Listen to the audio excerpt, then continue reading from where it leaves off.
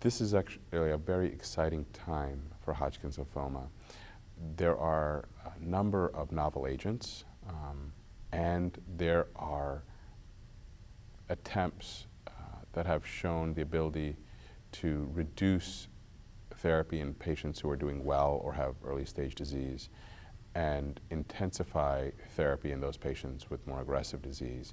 And that has really been the holy grail of Hodgkin's lymphoma, because largely patients do well with ABVD. However, a subset of patients don't do well, and in those patients who have favorable prognoses, long-term survivals are limited by toxicities associated with both chemotherapy and radiation.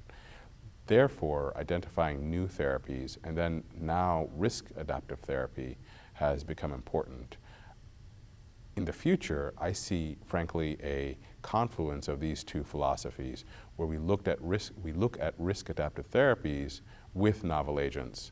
And I think in the next 3 to 5 years, there will be studies that intensify therapy with novel agents in patients with high-risk disease, for example, those who have PET2 positivity, versus minimizing therapy and substituting novel agents potentially rather than radiation or more toxic chemotherapies in patients with very good prognoses. So this is a very fertile field and is continually evolving, but I think there's a clear direction that needs to be evaluated for these patients. This year's ASH had a variety of trials in Hodgkin's lymphoma that were clinically meaningful. Several of these included the plenary presentation looking at Echelon 1 and certainly the incorporation of novel therapies in this population. Given the role of novel therapies, particularly checkpoint inhibitors, a variety of studies also looked at response assessment with this, and I'd like to point to Dr. Cohen's presentation from Emory, and he presented treatment beyond progression with nivolumab in this population. And I think that this is an important study because it looked at patients with relapsed refractory disease in cohorts A, B, and C in the Checkmate 205 study, and looked at patients who had progressed by criteria that have been well established and how they would respond to additional therapy.